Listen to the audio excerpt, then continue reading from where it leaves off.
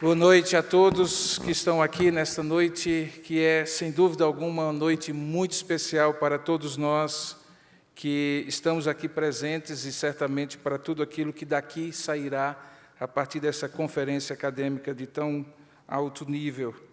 Eu quero, de maneira muito alegre e grata, louvar a Deus pelo encontro que tivemos há 2 anos e meio, quando, vindo do Paraná, o Dr. George Haring e Matthew Kemick atenderam um convite da minha parte para que parassem um pouco em São Paulo, conhecessem a Universidade Presbiteriana Mackenzie e conversássemos sobre as possibilidades que já estavam, de alguma maneira, sendo conversadas com alguns líderes daqui do Brasil, para que nós pudéssemos colocar o país dentro de uma perspectiva de diálogo sobre a participação da nossa fé cristã reformada, em particular, do movimento neocalvinista na sociedade brasileira. E 2 anos e meio, e apenas 2 anos e meio depois, nós temos a alegria de estar aqui com um grupo muito seleto de participantes que vem da Ásia, que vem da Europa, da África, da América Latina, do nosso país, também dos Estados Unidos, do Canadá, gente que tem refletido sobre os temas próprios dessa interface de um evangelho público, da perspectiva neocalvinista, com todas as contribuições que o movimento evangelical também tem para a sociedade brasileira, de modo que eu fico muito feliz que Deus, apesar de nós, e de certa maneira também através de nós, todos que estamos aqui, tem coisas maravilhosas para fazer. Eu já mencionei o nome de 2 que são fundamentais para que essa conferência esteja acontecendo, Dr. Matthew Kemick, do Fuller Theological Seminary, Dr. George Haring, do Instituto de Pesquisa do Neocalvinismo da Universidade Teológica de Utrecht, e Dr. James Angleton, da Universidade de Edimburgo, é a terceira pessoa que faz parte desse grupo de pensadores e palestrantes. Mas eu gostaria de, também, em nome da Chancelaria do Mackenzie, agradecer a presença de todos os líderes religiosos, de todos os acadêmicos, professores e representantes de instituições parceiras, inclusive editoras, que estarão expondo as suas propostas de publicações sobre esse tema, e também os nossos professores e estudantes presentes aqui dos cursos de teologia, pedagogia, filosofia e outras áreas afim. Eu gostaria de fazer uma menção muito especial à pessoa do reverendo Juarez Marcondes Filho, que é o presidente do nosso Conselho de Curadores. Gostaria que ele pudesse ficar de pé e ser conhecido de todos. Gostaria de uma salva de palmas. Ele é a principal autoridade do nosso instituto, como presidente do Conselho de Curadores. Atendeu um convite muito especial e eu me sinto muito honrado, reverendo Juarez, pela sua presença aqui conosco. Queridos, deixe-me fazer uma provocação nessa palestra de abertura.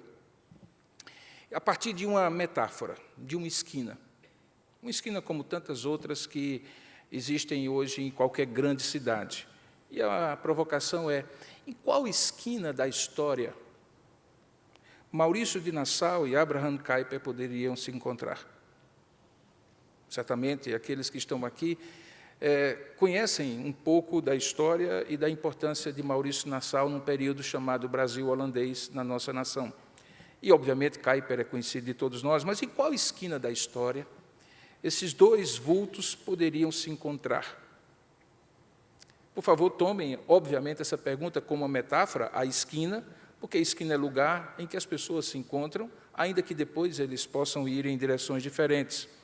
Entendo também isso como uma provocação, um gancho para começar a minha fala, porque, obviamente, Abraham Kuyper e Maurício de Nassau não fazem parte da mesma época da história.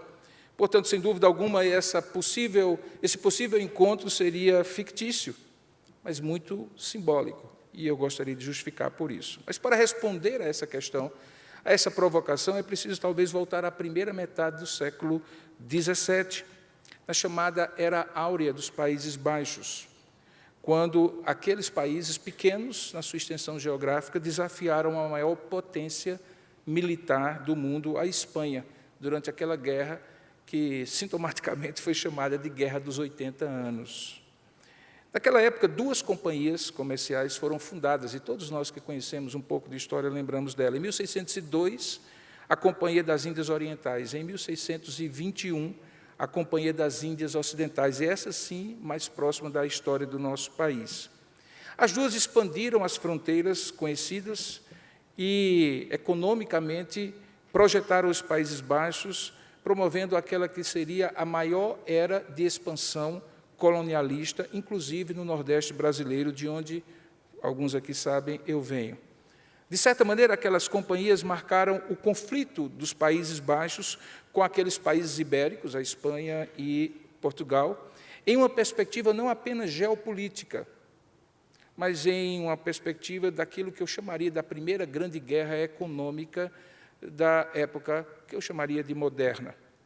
Nas palavras de Franz Leonhard Sklewski, foi uma época em que, nos Países Baixos, o aumento da população por causa dos refugiados huguenotes e flamengos promoveram as condições para que também a vida cultural se desenvolvesse extraordinariamente. O ensino básico, naquela época, foi generalizado nos Países Baixos e o número de analfabetos diminuiu drasticamente. Em 1640, aquele pequeno conglomerado de países que fazem hoje um único Estado, já existiam 5 grandes universidades, inclusive uma delas que, de certa maneira, tem a sua origem nessa conferência também. Naquela época, as belas artes floresceram, homens como o artista plástico cristão Rembrandt se tornou conhecido, juristas como Hugo Grotius também, filósofos como Descartes e Spinoza, e cientistas como Jan Legg-Walter ficariam famosos naquela época áurea dos Países Baixos.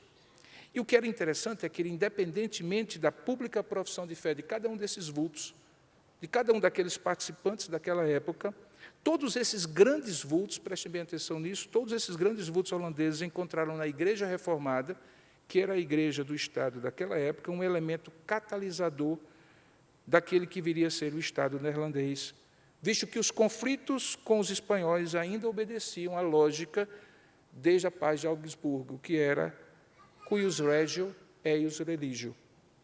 A religião do Estado será a religião do dominador, ou do imperador, ou do rei da época. Naquela época, os olhos daquele povo, daquelas 2 companhias, principalmente a Companhia das Índias Ocidentais, se voltaram para o Brasil. Ali seria uma fronteira, e de fato se tornou, da expansão colonial dos Países Baixos. Em 1623, na Baía de Todos os Santos, houve uma tentativa frustrada, que acabou levando a frota holandesa a bater em retirada, aportando na Baía da Traição, quase na fronteira do norte da Paraíba com o Rio Grande do Norte, onde ali permaneceram por 6 semanas a caminho de uma volta, de uma rota de fuga para a Holanda. A convivência pacífica com os índios potiguaras, 6 deles resolveram seguir a frota e se tornaram os primeiros cristãos reformados indígenas do nosso país. E a figura de Pedro Poti se tornou emblemática. Depois ele volta, junto com aquela que seria a grande aventura do Brasil holandês, de 1630 a 1654. E é exatamente nesse período que surge a figura de Johannes Maurits van Nassau-Siegen, o Conde de Nassau, cuja história é fartamente biografada. O seu governo, naquele período, foi marcado pela liberdade de consciência e de religião, de grande desenvolvimento e expansão econômica, inclusive para os portugueses que ali viviam. Junto ao desenvolvimento colonialista holandês, surgiram, talvez desconhecido de alguns de nós, 22 igrejas reformadas, que iam desde Salvador até o Maranhão, com a presença maior em Pernambuco. Na Paraíba, meu estado natal, havia 7 igrejas, inclusive 3 localizadas entre os índios, e um presbitério foi formado a partir dos consistórios daquelas igrejas. Independentemente da leitura crítica que hoje pode ser feita do período daquele período da história, que associa aquele desenvolvimento a um feroz colonialismo europeu em terra latino-americana, com todos os seus desdobramentos em termos de exploração e extermínio dos povos originários, etc. O fato é que, na esquina da história do século XVII, 3 importantes esferas de soberania divina, para usar uma importante expressão do neocalvinismo, o Estado, as instituições mercantilistas e a Igreja, se encontraram naquela esquina da história. E a Igreja veio a reboque desse Estado colonialista, em muitos aspectos e momentos, como validadora daquele imperialismo que, de certa maneira, os holandeses traziam ao Brasil. Em certo sentido, como se caracterizaram da mesma maneira as missões católico-romanas e até a própria França Antártida, dos huguenotes e calvinistas, a Igreja estava a reboque de um projeto de poder político e econômico.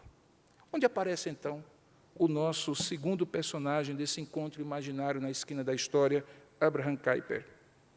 Em sua famosa participação na Stone Lectures em Princeton, em 1898, a tese principal das palestras de Kuyper é, por demais, conhecida por todos aqui.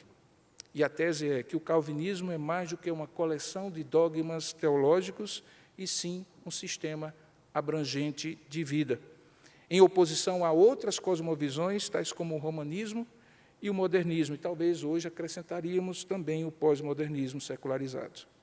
A biografia e as realizações desse gigante cristão Kuyper serão certamente discutidos sob diversos aspectos nessa conferência em busca da contribuição singular do neocalvinismo para um evangelho e uma teologia pública no Brasil. Mas Kuyper, o homem de 10 cabeças e 100 braços, apesar de admirado por muitos, também enfrenta contestação. Uma das críticas enfatiza sua suposta contradição em validar o afã predatório colonialista holandês, embora criticasse a expansão colonialista inglesa, defendendo, inclusive, os trabalhadores ingleses por causa dos Inclusion Acts. A crítica de Kuyper, ou a Kuyper, seria para o neocolonialismo inglês, dizendo que todas as coisas previsíveis e calculáveis a serviço da máxima eficiência e da busca consciente de lucros, aproximando até mesmo a posição de Kuyper à posição de Leão XIII na sua encíclica Rerum Novarum.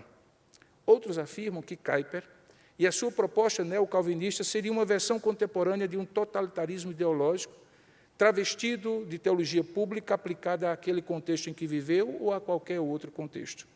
Seria, segundo esses críticos, uma versão disfarçada de um tipo de teonomismo reconstrucionista, o que é, no mínimo, uma caricatura de mau gosto, visto que defender uma cosmovisão, inclusive a cristã reformada, neocalvinista, não é nem de perto sinônimo de totalitarismo ideológico, teológico ou político, a não ser para os defensores atuais de um ideário amorfo, baseado em suposta pluralidade e neutralidade epistemológica de ideias e de atos públicos.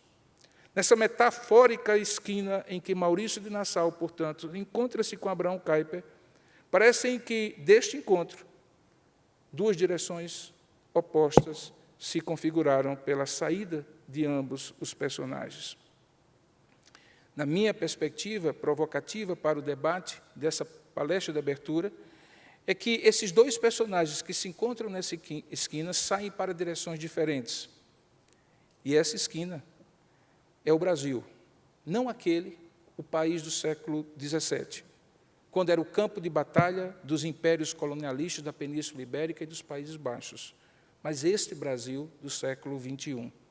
E o endereço dessa esquina é justamente essa grande oportunidade que se abre para o exercício de uma teologia pública reformada em diálogo com o que há de melhor no evangelicalismo brasileiro, como uma resposta uníssona, não necessariamente uniforme, ao que se hoje poderia ser chamado de cultura gospel, tão deletéria para a visão de Cristo no Brasil atual. Portanto, confundir Maurício de Nassau como colonialista, apesar do seu papel desenvolvimentista, mesmo que envolvido em um projeto realmente colonialista, assim como rotular Abraham Kuyper da mesma maneira, por sua cosmovisão calvinista abrangente, me faz afirmar que, para ser fiel à metáfora que estou usando, que se eles se encontrassem nessa esquina temporal, eles sairiam certamente em direções opostas. Mas não é isso que eu espero que nós façamos depois desses 2 dias e meio. Qual o impacto, então, tem Maurício de Nassau no Brasil de hoje? Nenhum. Por outro lado, em relação a Kuyper, a resposta é obviamente outra. Porque a direção que Kuyper foi é a mesma que agora nos encontramos, quando nos reunimos nessa conferência, cujo tema é um evangelho público, evangélicos, neocalvinistas e sociedade. Estar aqui galvaniza a minha e a expectativa de muitos aqui, que batalham em diferentes instâncias e instituições por alguns anos, de que o calvinismo ofereça ao país, enfim, uma visão cristã do mundo que seja mais consistente teologicamente e mais relevante para a sociedade brasileira. Na linguagem de Haslam, comentando a proposta de Kuyper em Princeton, ele diz, em contraste com a redução do calvinismo a uma ideia sectarista, confessional e denominacional, Kuyper apresentou o sentido do calvinismo, que incluía os seus aspectos históricos, filosóficos e políticos. Em termos de história, o calvinismo se referia ao canal em que a reforma havia se movido na medida em que não era luterano, anabatista ou sociniano. Filosoficamente, era um sistema de concepções que, sob a influência de Calvino, havia passado a dominar as diversas esferas da vida. Politicamente, foi o movimento na esfera política que garantiu as liberdades nacionais e constitucionais, primeiro na Holanda, depois na Inglaterra e também nos Estados Unidos. Para Herman Bavinck, esse ser chamado calvinista é um cristão reformado, na medida em que este ser revela um caráter específico e uma fisionomia distintas, não apenas em sua igreja e teologia, mas também na vida social e política, na ciência e na arte. E, nesse aspecto, há contribuições extremamente positivas do evangelicalismo, que, como dois rios, se juntam, como dois afluentes, se juntam num grande rio caudaloso, especialmente quando esse afluente bebe da fonte de Lausanne, em 1974. Porque se há algo em comum entre o calvinismo e o evangelicalismo, é a vocação para armar a sua mesa de cosmovisão na feira pluralista desse mundo contemporâneo. E o nome disto é relevância, sem perda de fidelidade.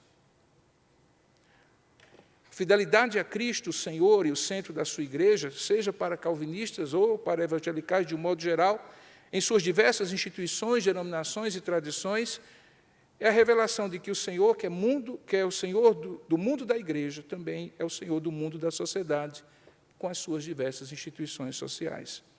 Nas palavras de Richard Moe, em relação ao neocalvinismo, ele afirma, essas são as verdades centrais importantes, e uma vez que as tenhamos compreendido, devemos ser capazes de resistir às formas que as visões de mundo alternativas nos encorajam, por exemplo, a ver a pessoa humana como a mais ampla autoridade do universo. Ao invés disso, Moe apresenta a nossa vocação de dedicar nossas vidas a satisfazer impulsos religiosos que não exigem nenhum reconhecimento de que somos pecadores. Devemos desesperadamente nos voltar contra isso e dizer que precisamos desesperadamente de um Salvador enviado do céu. Assim sendo, por óbvio, tanto o calvinismo como o evangelicalismo brasileiros têm seus retratos desfocados e suas caricaturas, muitas vezes difundidas na internet e na televisão. Mas nada que não possa ser tratado, inclusive com reflexão que saia dessa conferência. Somos pecadores, mas somos regenerados e em missão. E assim também devem ser os movimentos e instituições que representamos aqui nessa conferência, sob o risco de, nessa esquina da história, pegarmos a rua de Nassau e não a rua de Kuyper. Proponho que saímos daqui com reflexões profundas, mas também com um esboço de propostas cristãs voltadas para o bem comum, preocupados com toda a vida, porque se tudo na vida diz respeito a Deus, o que, em outras palavras, é exatamente a proposta de Kuyper, de que não há nenhum centímetro quadrado no universo que Jesus não afirma a sua soberania, então o Evangelho precisa ser público, e não uma subcultura de um gueto religioso que se torna totalizante como os impérios colonialistas do passado. Mais de neocalvinismo, mais de evangelicalismo, ambos ancorados na história, e menos de neocolonialismos gospels, inclusive de matriz religiosa, que torna o culto em espetáculo, a teologia em uma ideologia de dominação e o mundo eclesiástico em um negócio religioso. Quero concluir a minha fala, que é mais de provocação, resgatando aquilo que está proposto como questões a ser respondidas ao fim dos nossos trabalhos aqui nessa conferência. E são elas: como o caráter teológico e os métodos do evangelicalismo e do neocalvinismo tem formado suas posturas e práticas na vida pública brasileira. Como essas duas tradições têm se relacionado uma com a outra no decorrer da história em contextos globais diversos, como a Holanda, o Brasil, a África do Sul e tantos outros lugares. Como se pode avaliar os julgamentos éticos e morais do evangelicalismo e do neocalvinismo nas esferas política, artística, econômica, educacional e etc. E pensando daqui para frente, porque sempre devemos pensar para frente, de que formas essas duas tradições globais podem informar, desafiar e transformar uma a outra com vistas a um futuro mais produtivo. Como se diria, que comecem os jogos, ou melhor, que comecem as reflexões, diálogos e debates. Deus nos conduza, Deus nos abençoe. Amém. Muito obrigado.